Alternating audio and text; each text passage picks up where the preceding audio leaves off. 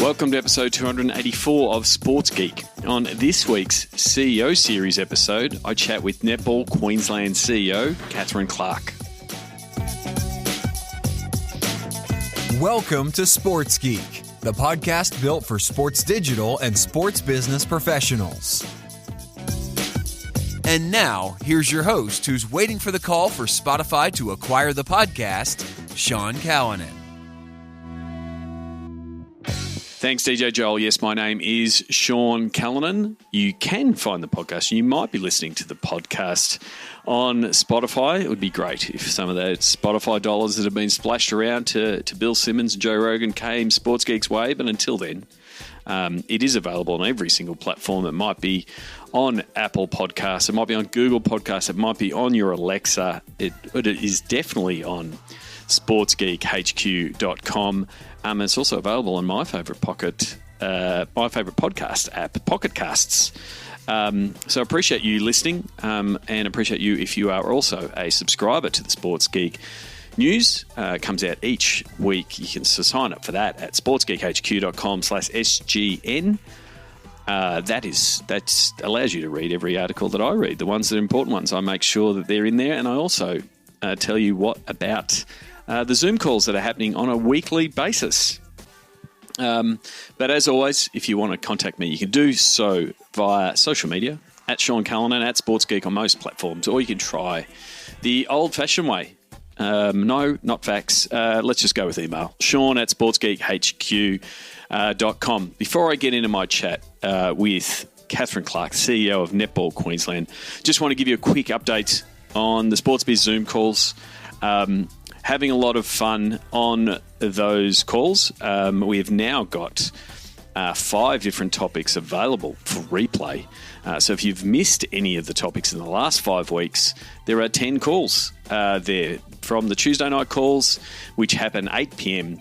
Australian Eastern Standard Time, which is my time, my part of the world. But that really does match up well for my friends in Europe and in South Africa. So it's around lunchtime. If you're in that part of the world, I'd love you to join those Tuesday night calls, those first calls. Love to get more people on those calls. So if you're in Europe, you're in London, you're in South Africa, and you're listening to this, please join us on Sports Biz Zoom calls.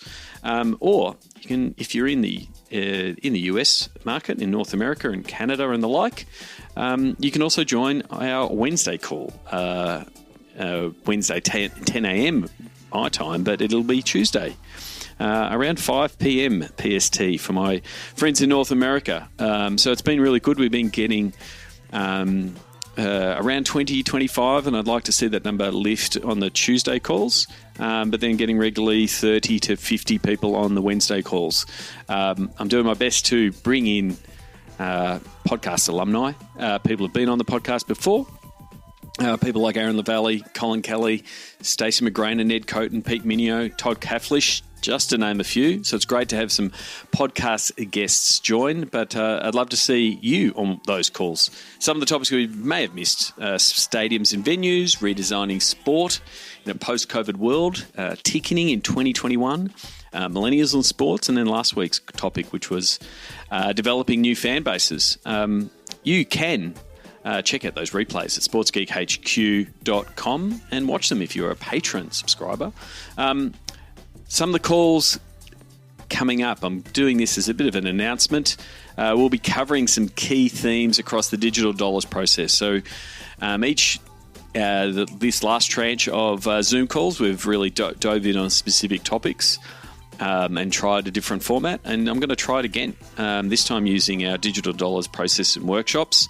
So I'm going to try to make them a little bit workshopy, even a bit more interactive. So we're going to do digital dollars in reverse order because that's the focus that we're doing at the minute in this COVID world. So September 15, 16, we're going to do Know Your Pitch, talk about how you pitch digital sponsorships. What are the key components, how people are doing it. Really looking forward to exploring that topic with everyone on the call. Then we'll also look at Know Your Value, understanding digital rate cards and valuing digital, and talking about how you go about putting value on your social assets and your digital assets, and again, how you explain them both internally, which is a really big point, but then also externally. September 29, 30, we'll look at Know Your Distribution. So what are the platforms that are providing attention and value for you and your business and for your team and for your league? So we'll dive in on what are the hot platforms, how they're working, and how you're leveraging them and how you're growing them. So October 5, 6, Know Your Content. I'm going to go through and discuss with everyone on the call how you go building out content franchises, and not only scoping out what they look like, but how do you make sure that they engage your fans and how they also engage your sponsors, how you can go about selling them. So again, tying it back to that Know Your Pitch. And then October 12 and 13, Know Your Audience. So we'll be diving in a little bit of the data side of digital fans. So how do I go about analysing social fans to identify audiences of opportunity, but also audiences that we are engaging with, that we can engage with more, which again frames pieces like what is the content you're going to develop. So I'd love for you to join us on these next 5 calls, but also check out the replays as you might do as a Patreon supporter. You can become a supporter of Sports Geek Patreon by going to sportsgeekhq.com/Patreon.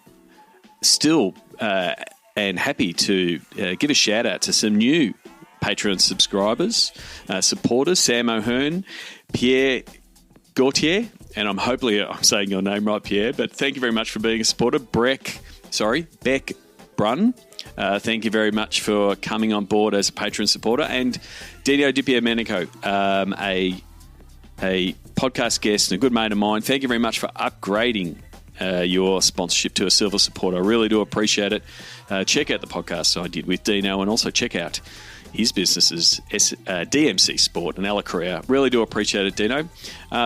There's plenty of ways for you to be a member. You can do it as a personal supporter for as little as $4 a month or whatever you want. If you're a regular to Sports Biz Zoom, there's a specific tier for Sports Biz Zooms to say, hey, I'm turning up to the Zooms and really getting value out of it. If you're a startup that want to gain visibility, there's an option for you. And then if you're a business that want to reach a Sports Geek audience, there is also an option for you. So for those of you who have signed up as a Patreon supporter, I really do appreciate it. It's very humbling to see a little notification come through on my Patreon app. I really do appreciate it. So if you like the podcast, if you like the newsletters, if you're enjoying the Zoom, I'd really appreciate the support. It goes a long way. It helps me know that it's the content I'm producing is valued and makes me want to keep producing content for people who keep supporting me.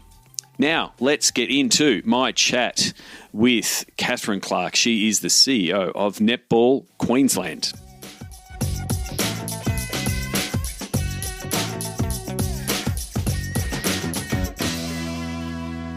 Very happy to welcome Catherine Clark, CEO of Netball Queensland. Welcome to the podcast, Catherine. Thank you, Sean. Good to be here. First of all, before we get into everything that's happening in netball in Queensland, because it's a very busy time for you right now, I want to go back a little bit and ask you, how did you get your intro and break into the world of sports? So I've been playing sport for as long as I can remember, and primary school was my big pickup because I was fortunate enough to have a teacher, and Judy Reid, her son he became the Australian hockey captain. Okay. So she wasn't a bad person to have at your school. Yep. I had no family involvement, but I started to play hockey. I could run fast on an athletics track. She said, have you tried hockey? She put a stick in my hand, and that actually took me around the world. So I went from playing here in Queensland to playing in Holland, in the Netherlands, and that opened my eyes to the fact that you could actually earn a living in sport. And back then, although we won lots of medals in hockey, you didn't see the business of sport because they weren't paid. We had a very transactional sport where you would go and play your game and leave. You wouldn't stay where there was a coffee shop or the professional league wasn't there. And then I went to Holland and I could watch Ajax, and even my hockey club was sponsored by Heineken. They had a bar and a cafe. People hung around. It was a thriving business, and it just blew me away that, hey, you could actually work in sport. And when I came back to Australia, I kind of had that in my mind of how different it was, and wouldn't it be amazing if we could be a part of that over here? And then my first paid job in sport was I actually went over to New Zealand, and I spent 10 years living in New Zealand. I worked for Sport and Recreation New Zealand, started off as a policy advisor, and then ended up managing the government's investment in junior sport and working with lots of NSOs. It was a vertical learning curve. I think I had 4 promotions in 6 years. And I am forever grateful for being adopted by my Kiwi friends over there. But that was amazing, and that led into a pathway of accidental CEO roles. So you went from Sport New Zealand to Gym Sports to Gymnastics Australia, and then working in some Queensland government. So do you think all of those different roles gave you that well-rounded view of what a CEO needs from a sports org or any org for that matter? I think you're absolutely right. I think for one, starting off as a player, and a player who went through a pathway, so you get identified, you play representational sport, then going over and being relocating your life to get paid, and that's an experience. Then working in government, I took up my first board role in an NSO at 26, first CEO role at 28, and I'd sat on both sides of the table. And it's funny you say that, because when you're in government and you're working with NSOs, you're providing advice because you're investing taxpayer dollars. And then you go and sit on the other side of the table, and I can tell you now, you know about 20%. You get on the other side of the table, you've got an elected board, you've got in gymnastics, a vast membership base, you've got an Olympic code. There is so much to learn that when you're in a funding agency, you don't realise how general your skill set needs to be and how much stakeholder management there is. And then New Zealand being what I underestimated, the cultural difference. New Zealand was a fantastic place for me to learn and grow because they're so innovative. They're a small country that needs to adapt quickly in order to stay at that cutting edge, to be, winning in everything from rugby to cycling. And then you come back to Australia, and we perceive that, we are far better and know more because we're the big brother. And actually, I think we could look over the ditch and learn a lot. No, definitely. So that finds you in the role at Netball Queensland from 2015. And for those who don't know, Netball Queensland is an NSO, but it's more than that. You're a person that wears many hats in that role. What does Netball Queensland? What are all the components of your remit at Netball Queensland? Yeah, so we're not an NSO, we're not a national sports body, but we are a peak body. We're a state sports SSO, body. My apologies. Yeah, I don't want to be claiming things I'm not. Can't add to the federated politics, Sean. But I think even that's been interesting because I was the CEO of an NSO, lived in Melbourne, and now I'm in the federated model in the middle. And I can tell you now it's a different perspective. Definitely. But we're also a professional club. We have the Queensland Firebirds. And that certainly was something that enticed me to the role in the first place. And then last year we became venue managers. So we, I think on day 3 back in January 2015, Rosalie Jenke gave me my challenge to get her a venue. The Queensland Firebirds, being the most successful team in that ANZ Championship, were nomadic. They had no fixed abode and trained in all kinds of venues, which blew me away. And we started the journey to get what is now the Queensland State Netball League, aka Nissan Arena. Currently the centre of the universe for netball. Yeah, it is in netball in this part of the world, definitely. So that offers a whole bunch of both challenges and opportunities. So how has, and I want to talk a little bit about your plan for netball. How has that changed from when you first stepped in the role to your latest plan, that you rolled out to say this is the plan for netball now that we've got some of these key assets? How has that journey been over the last 5 years? Yeah, it's been epic for me as a non-netball person. And I think actually that was instrumental. We couldn't get out of our own way. The politics of sport, we'd been through 5 CEOs in 7 years before me. And we needed to evolve. And that's always a really uncomfortable process, particularly as you would know, sports professionalising. How do you respect and take what's great in your traditions but actually respect them by evolving and staying relevant. And that has been the biggest challenge and priority for me.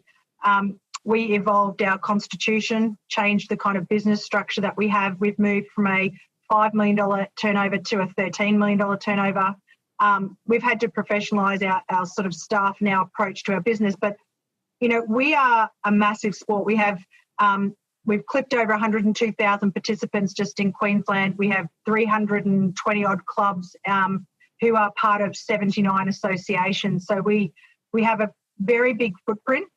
And so leading change with a volunteer workforce, you know, that's an art of its own in how you bring people with you. What do you change? What do you leave? And celebrate and just try and grow. But at the same time, we had to find ourselves a home. And we were the last state in Australia to get a home of netball.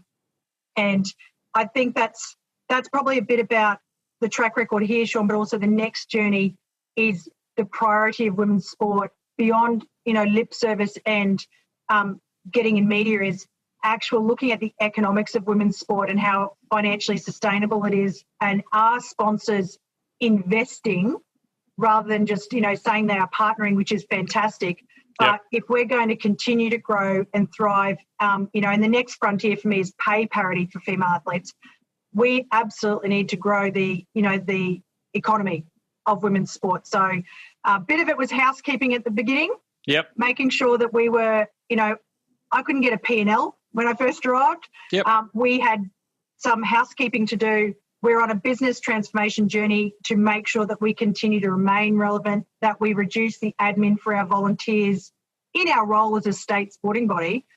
We've picked up 2 premiership wins with the Firebirds in 15 and 16, and we're in that phase now of building our roster and our list with the aim of picking up another one in the next 2.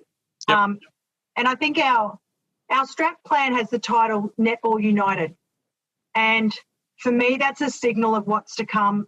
Yes, it's about the venue because we can bring all kinds of participants here. Netball, yes, but also volleyball, basketball. The Brisbane Bullets play out of here. But it's also for me about embracing indoor netball. So the different formats of our code, reinventing some opportunities for non-gendered netball. So not male, not female. We don't need a netball M. Yep. We actually are a sport based on its rules that could, I think, at both social and competitive level, transcend gender altogether. I'd love Brisbane 2032 games to include NetX, which is going to be our new product, which is genderless. It's best players on the court. Okay.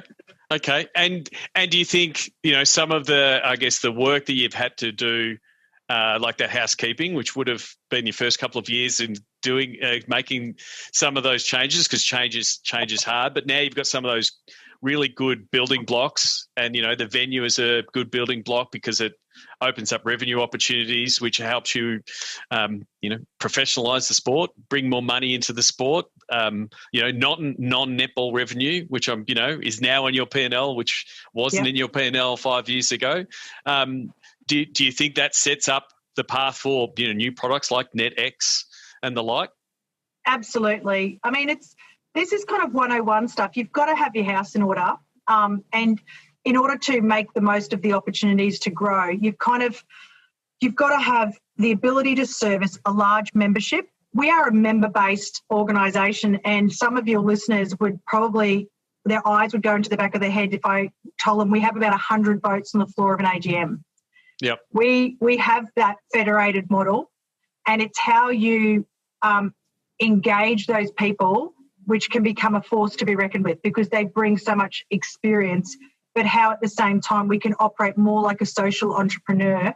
And I'm spending more and more of my time listening to startup podcasts and, you know, blitzscaling by Reid Hoffman and things like that, because we need to move with the times. We need to be agile, and we've been implementing agile for the last 5 years. And it's such a break from tradition, but it means that you can take the ideation phase of something like NetX, Netball United, walking netball for our older adults, and we can implement them using principles and growth strategies that come out of entrepreneurship. So our challenge now is kind of this blended workforce. We're getting more commercial monetized participation streams where you can pay coaches, you can pay officials, and people are really valuing the experience. So they're happy to pay for that, which is, I think, what's happening across sport and rec, moving away from purist volunteer workforces where people are happy and parents can volunteer 20 hours a week. They can't. And actually, they're quite happy to pay for a coach to have a great experience for their kids. We're in this transition phase, and I know it's not just netball, but certainly having a venue, you can see that it's fast-tracking parts of our business where that transformation's occurring. And the thing is, as a sport, you need to adapt to that, of the changing need of the consumer and of the people looking for the sport, to go the years of, my daughter plays netball at this time of the year and someone has to do all the work and it not be paid, because you're competing against all the other sports that are popping up and making it easily consumable, easy to pay for, and a total experience. That's why sports like netball, have to move with the times to be able to offer that service to customers, and that's what, and fans, but participants in particular, to say this is the type of experience they want. And you're right, there's money flowing through those different products that are being offered across sport. Absolutely, you're 100% right. And I think that end-to-end, which you kind of flagged there, how you register. Is it on a mobile device? Like, have you even got simple things like your website? Is it mobile friendly or mobile first? I heard a stat last year that was across Australian sports, NSOs and the like, we're investing about 1% in digital. Australia is really undercooked, and I usually spend time each year in America just because I get so energized by watching the speed of change over there and that entrepreneurship and professional clubs. What we're doing here is we're transitioning our scoring of the game through to competition management and participant registration all onto a mobile-first app, which means that, Sean, if you had kids that were playing and you're in COVID, so you're trapped in Sydney, you could live stream, your daughter's club game. You could watch the score ticking over, but you can also manage, competition registration for state age or whatever it might be. Meanwhile, as a sport, we're offering our local clubs the abilities to sell advertising space to derive a commercial revenue. But at the end, we're engaging parents, caregivers, putting our sport online live. So you can watch those live scores of your Saturdays. This is the space we absolutely need to get into. And then there's the Firebirds. So, we're building at the moment a online fan tool. So, there'll be more to come on that one soon. That's one of those topics I can't talk about. But that's all right. This is, the digital appetite. COVID has just fast-tracked the opportunities, and it's presented us with, one, what is your core business, and what are the things that you can afford to stop? So it's, the sort of war of attrition and that survival. But secondly, I think for Australian sports, it has put us in a position where we can no longer defer this digital transformation. We've got to embrace it and leverage it. Yeah, I mean, I think I've seen a couple of jokes around the same thing. Who led digital transformation? Unfortunately, for a lot of sports and businesses, COVID has, right? Which is a byproduct of it. But the advantage and the opportunity for SSOs, when you say, here's all of our players, here's all the people in our ecosystem, like moving that from paper and people to digital, then it opens up that commercialization from a sponsorship point of view, because, yes, you can, at the very top, you can be engaged with the Firebirds at the elite level, but also we can connect you digitally to everyone from a fan to a player. That's the massive opportunity for sport, because, brands are going to want to align with people with great values that can show that we can connect you with that fan or participant. Absolutely. And I think that's been the domain of the big sports like AFL and cricket and league for quite some time. For me, it's like the sleeping giant. Netball is huge. It has this amazing footprint, and we keep getting told, it's straight to the household decision maker. You've got mums who played. We're getting more and more boys playing each year because there is, less risk of concussion and various other things that parents are concerned about. The rules of the game, can't hog the ball. You can only hold it for 3 seconds. You can't run with it. It means you have to play as a team. So if no one person can dominate and everyone will get a touch, if you're a parent looking at a product of where you want to spend your money to develop your child and their experience physically, but also as a team player, netball's a fantastic product. And we're about to go online, Sean. So for me, it's like waking the sleeping giant. We've had the scale of the other comp sports, but we've never really taken that scale online. Yeah. And I think for Netball Queensland, with the partnership with World Sport Action, which is for our digital platform for participant registration and live scoring, we're on the cusp of something pretty exciting. And I think sometimes change management, we get worried about people who've been in the sport for a long time. I can tell you now, we had Madonna, who's one of our life members, was here in the arena watching some netball, and she trains bench officials. She's probably been doing it for 50 years. Yep. And she said to me, our live scoring app is the best thing we've ever done because it's practically training all these people to score netball so she doesn't have to, and she can look up things on her mobile phone. Yeah. So I think we've got to give them an opportunity that if the solution is right, if the product market fit is right, taking it out of entrepreneurship, it'll work. Yeah. And as long as you communicate, involve those people who, you're literally standing on their shoulders because they've kept the sport going for decades, they will come with you. I think sometimes we have a bit of a negative approach to technology that we're going to lose those people. Well, I don't think that's always true. Yeah. And the other thing I think with netball, like you've gone through a lot of change in your 5 years, but netball as a sport has gone through a lot of change and has accepted it. Like we are seeing a lot of sports that are getting disrupted and being forced to change, from a COVID point of view. But, the elite tier of netball has gone through a vast change from ANZ Championship to Suncorp Super Netball. Do you think the netball community is just ready to go? Like you said, when you're getting, scorekeepers that have always done it with pen and paper going, I can do it with mobile. Do you think they're very much accepting and ready to go with because they've had so much change and haven't had as much resistance that you might see in a more traditional sport? They're like, no, I always want my footy on a Saturday afternoon, and it's like being resistant to change? I think it's highlighting that we're a sport of two breeds at the moment. I mean, we have been, you're right, we went to Suncorp Super Netball and we've adapted the 2-point shot. I mean, that was introduced with 2 weeks before the league started. And that's been a real dividing decision.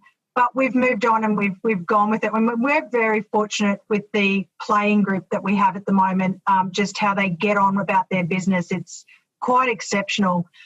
I think that in general, yes, we're good at change. I think if netball can continue to evolve and embrace it, it will be the most important part of our armoury because it's not going to stop. But I won't say it's easy.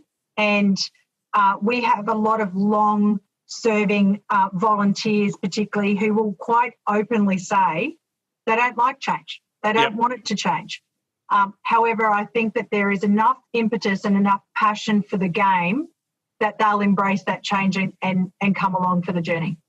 So change takes leadership. I was looking at your LinkedIn earlier today. You were talking about vertical leadership and how much you want to do that as yourself, but also with your exec team. Do you want to explain, I guess, some of the concepts and why that's important to you? Yeah, it's funny. Vertical leadership, we highly recommend it to people. It's a bit of a different way of looking at things. And, one of the sort of examples we've been talking about recently, looking at leadership growth, they focus on heat experiences.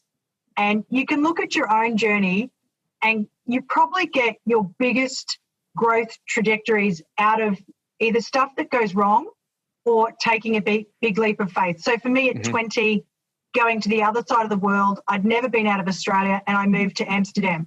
Yep. That was pretty, I don't know how my mum lived with it, firstly, because I've become a mother now and I just don't know how she did it. Yeah. Apparently I was very good and I was boring, so she thought it'd be fine.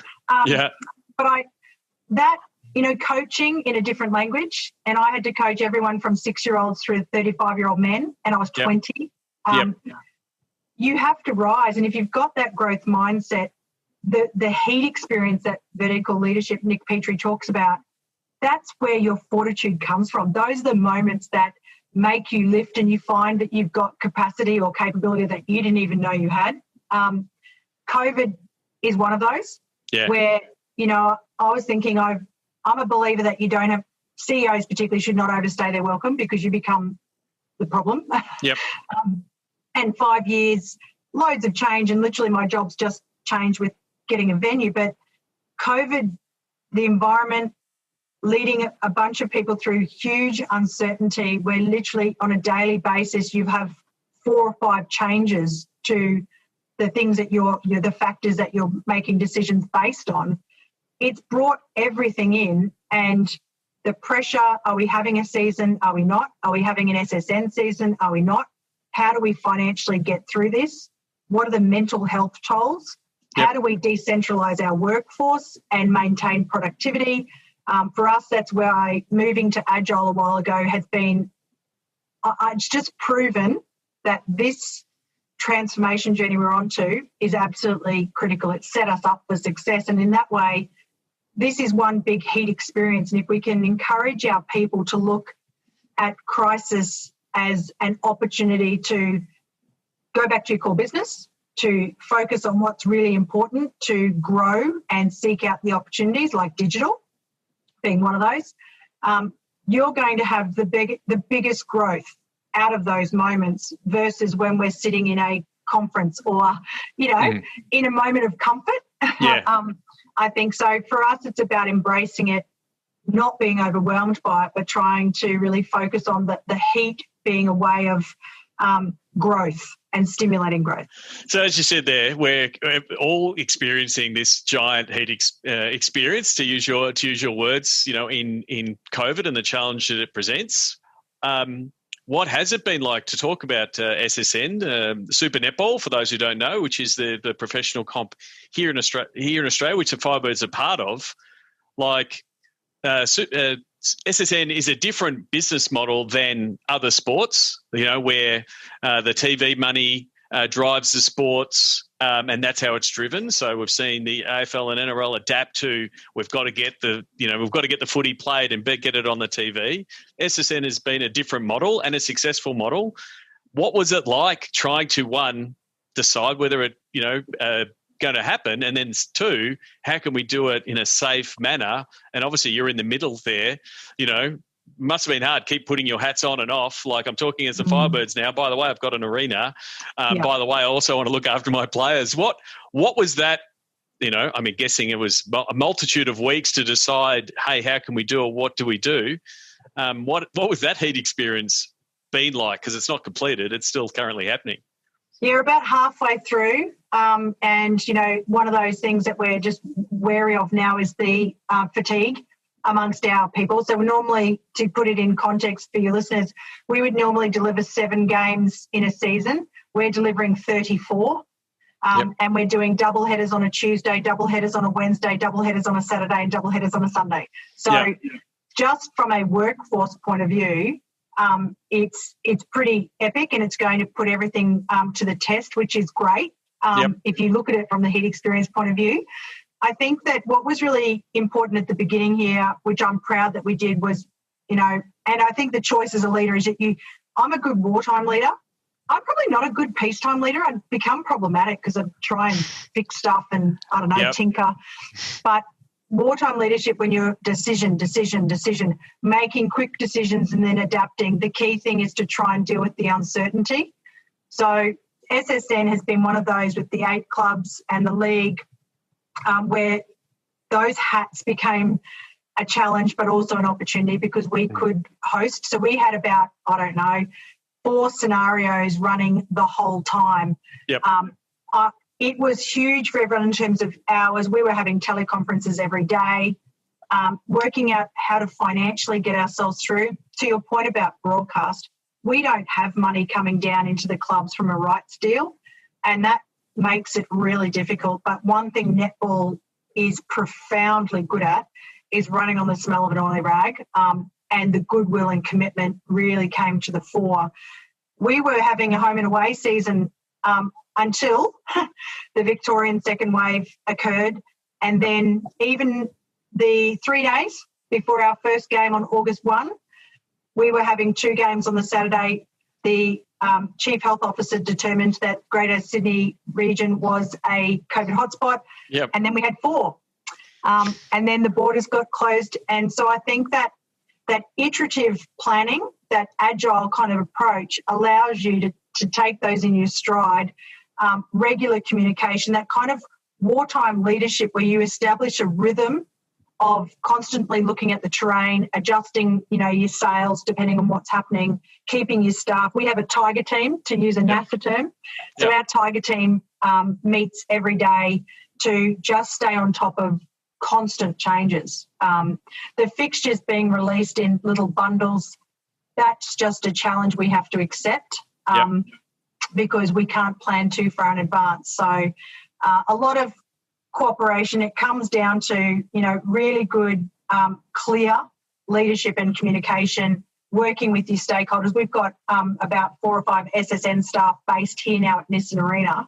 And I think today another chunk of our fixture will be released. It's learning to accept uncertainty and work within it, because that's the only way we've been able to stay sane. Yeah, and vertical. but I guess that's the again, both kudos for getting the season away, continuing to get the season away, and then also to have key partners of netball, being side by side, supporting netball. It is just going to, I guess, for me, solidify and set netball up in the future. How do you now, as we're, I'm currently joking that we're going to do a Sports Biz Zoom call trying to figure out what sport looks like in 2030, right? Which is 10 years away, which seems ridiculous in the middle of a pandemic. Are you trying to see what might happen post-COVID when we don't know when post-COVID comes? Like, how far ahead can you look? Yeah, well, you can't really, can you? Because how long is this going to go around? And is there more waves to come? I think, going back to what is your core business and having to make some tough calls around that, our delivery model in general is based on the aggregation of as many people as you can into one space, usually indoors. Yep. Whether that's a coaching clinic, a Firebird school holiday clinic, or a game, we have to work out a way of operating where those parameters are not possible. And so taking our coach education online, we've done that. It just drives that further. And in a state as big as Queensland, that's just common sense. Yeah. But we've managed to push through the discomfort of having to do it online, which initially people don't want to do because they get used to it being, face-to-face. As a general rule, I always say the longer the term of your strategic plan, the less likely the assumptions that underpin it hold true. Yeah. So in a COVID environment, I think we're looking at sort of 12 months. You can stargaze, and that's cool. I love it. I'd love to do franchising like they do in Seattle and having our fans, digitally basically coach a team. Yep. There's all kinds of tech, sport, integration that we are stargazing about. But the reality for us at the moment is that once we have a good debrief at the end of this year, Queensland has been very different in the impact versus Victoria. Yep. So as a general rule across Australia, I don't know if we can fully understand what that fallout's going to be, because a lot of Queenslanders are acting like nothing's really happening. Yeah. They're still able. Our fans, we're the only club in the entire league that's been able to give its fans, its members, ticket to every game. Yeah. So we're kind of in a privileged position. But there are definitely trends that you've already touched on, things like the digital integration, delivery of things that would normally happen face-to-face. Even if they can, they might not in the future. Yeah. We might do our AGM online every year, Sean, because we don't need to fly people in from all over Queensland. I think we've learned our biggest one is that we've made a conscious decision not to bring everyone back to the office for our workforce. Yep. That we're now using this as the catalyst to have a decentralised working from home workforce. Yep. We don't want to return to anything. It will be working what drives productivity, what's helping our staff manage work-life challenges. So there are parts of our business which we have no intention of going back to anything, that we'll use COVID as that line in the sand, that we want to do it differently. Yeah, and especially if you are finding things that, either has been forced by COVID, but they're actually better. Like it's a better outcome. Like having more people turn up to your AGM because they're like, oh, I can't fly to Brisbane, I can't go. It's like, well, that's okay. We figured out that it all works on Zoom, or it all works on Google. So that's one of the advantages. Checking into your venue is another one. Yeah. The technology, when I went over to Golden State and you're talking about the technology they have around fan engagement and, procurement for the amount of inventory you buy in for F&B, they've been sort of using that in a non-COVID environment. COVID's enabled us to, through checking in, to work out processes and systems that we could then leverage later on and bring in. Yeah, completely. Like that's the thing, the paper ticket, God bless it, most likely it's gone, right? And we can just say, sorry, there might be germs on that paper ticket. We're going completely digital, and everyone accepts it. Whereas 8 months ago, people would have fought for the piece of paper, sentimentally and all that kind of thing. And, as someone that has a whole bunch of tickets myself, I understand that, but it accelerates that piece, what we were saying before. I want to finish off with the Sports Geek closing five. Do you remember the first sports event you ever attended? That would be thoroughbred racing at Doomben with my dad. Okay. Your dad was a big racing fan. Were you into the horses, or was it just? He's still a thoroughbred breeder. Yeah. So we were taken to the track at 4 or 5 a.m. to watch track work, and then Doomben, the bookies, all that. The hats. That's something that I was exposed to at a young age, and then. Depending on the level of sport you're talking about here, Sean, my brother-in-law's GPS rugby at Ballymore. Okay. Oh, terrific. Like I said, no one can ever Google that answer. So whatever you say is going to be correct. But you would have been to a lot of sports events, both in your life as an athlete, but then also as a CEO. Do you have a favourite food memory at a sports event that you'd like to share? I think my favourite was actually I went to a Golden State Warriors game last year, and I loved popcorn, and they have everything's massive over there. Like there's these massive, big Golden State Warrior popcorn bins, and I had one at the Timberwolves, I think it was, the hockey up in Minneapolis. Yeah, Minnesota Wild. Yeah. They were wild too, can I just say. That was a wild event.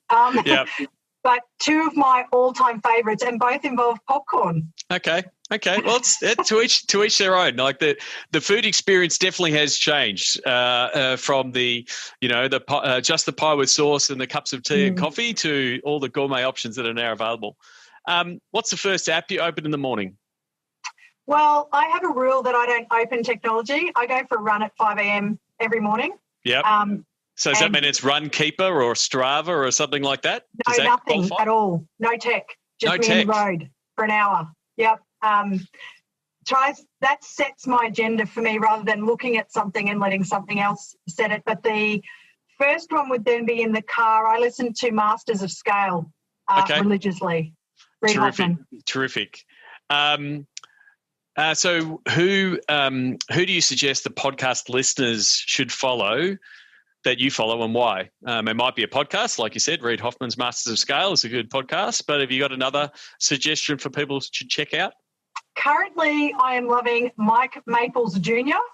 Okay. I think his podcast's called Starting Greatness. Starting Greatness. Okay, I might check it out. Floodgate as well is his company, but he's fantastic, and you've got short bits that you can listen to, or you can look up his documents. They're also great, but that entrepreneurship space, Mike Maples Jr. Mike Maples Jr. I have not heard of him. I will check him out. Lastly, and this is one where you can put your Netball Queensland or your Firebirds hat on, and you also answer it personally. So what social media platform is your MVP? Well, it depends on what I'm looking for. This is not a sit on the fence kind of thing. I don't want 3 different answers for types of mood. Like you're going to a deserted island and you've only got one platform. WhatsApp would have to be where I'm at with all the groups that we are chatting with, Event Day, Yep. Friends, people from all over the world that I've done like leadership courses with. We use WhatsApp to stay in touch, and then on game day here, everything's on WhatsApp. So currently, I couldn't live without that. So okay, and then from a Firebirds point of view, what do you think? What's that? The Netball Live app is the only, because we're not allowed to have team apps, Sean. Okay. So the Netball universe is on Netball Live, and I'm a stats person. Yep. So I live in the match centre on Netball Live. Terrific. Last but not least, where can people find or connect with you on the internet? Where's the best place? LinkedIn. If someone wants LinkedIn, find yourself on LinkedIn. Please tell Catherine that you have listened to the podcast and you enjoyed it, and that you look forward to going to a netball game when travel restrictions allow. Because that's pretty much what I have to say to everyone these days, because I haven't been to sport in 4 months and I'm starting to get the shakes. I know. Thank you very much, Catherine, for your time. All the best for the rest of the season. Stay safe in your part of the world, and hope everything, touch wood or whatever I have to do to make sure the season gets through. But all the best for the rest of the year. Thanks so much, Sean, for having me. Find out more about Sports Geek's Digital to Dollars process at digitaltodollars.com. We'd love your support on our Patreon campaign. Go to sportsgeekhq.com/Patreon.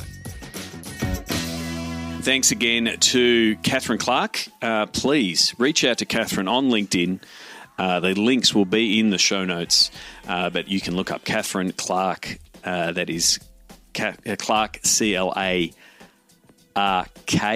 That will become why I'm spelling Clark will make sense when you find out who my next guest will be. Or you can send her a tweet, @CClark_sport. Please reach out to her if you have not connected with her. It's very, as you can tell, if you just listen to the interview, absolutely savvy operator in the sports business space, doing some great things in the world of netball. Please connect. Give her your feedback on this on the chat. I love seeing people connect with podcast guests and give them some feedback directly. It's great getting feedback from podcast guests a couple of weeks later to find out who they've connected with and some of the feedback they've got from around the world. So I really do appreciate it. Before I wrap up this podcast, so I did mention recently the titled Sports Geek Avengers Project. Again, shout out to Marvel and Disney until they tell me to stop using that term. And I'm using it as a homage.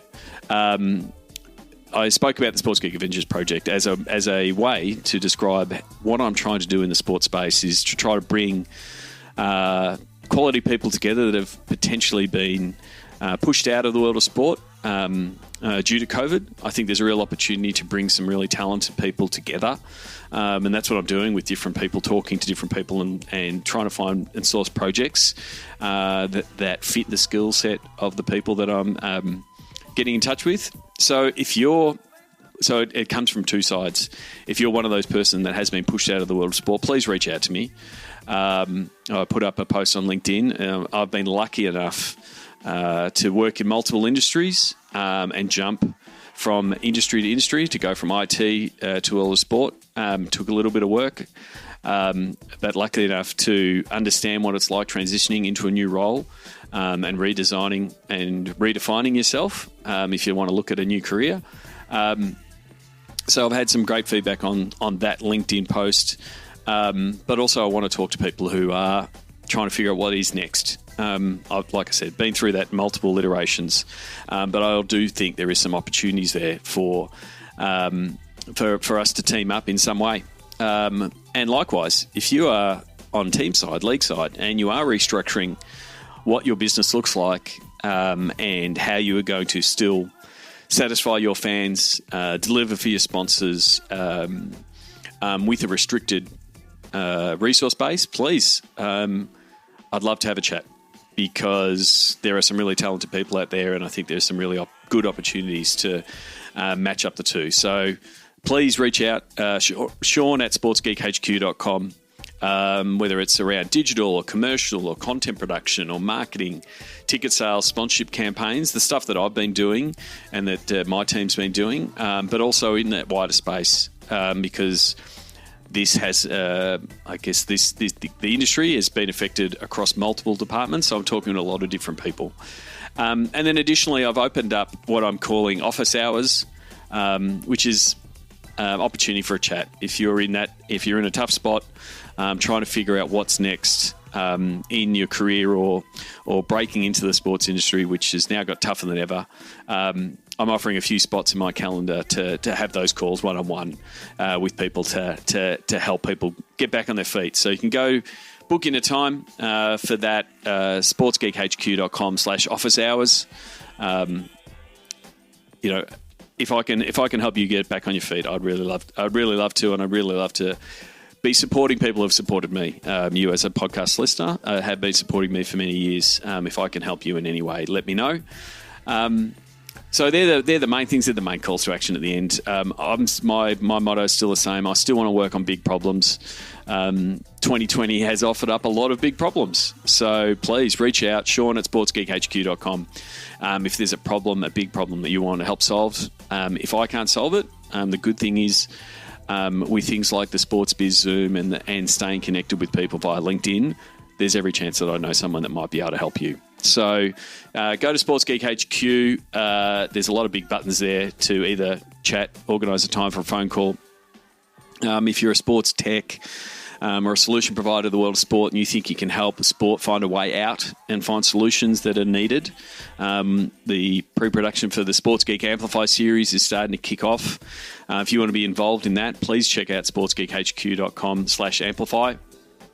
And I'd love to see you on the next Sports Biz Zoom calls by simply RSVP. You do that every single week, and I really do appreciate the people that have been doing it. Passing 600 people attending those Zoom calls, absolutely amazing, and blown away by the support and the camaraderie and the collegial nature of the group. Go to sportsgeekhq.com/Zoom calls to RSVP. Until next episode, my name is Sean Callanan, and you've been listening to Sports Geek. We'd love your support on our Patreon campaign. Go to sportsgeekhq.com/Patreon. Want to help drive more revenue from your digital efforts? Book a time for a call. Go to sportsgeekhq.com/phone call.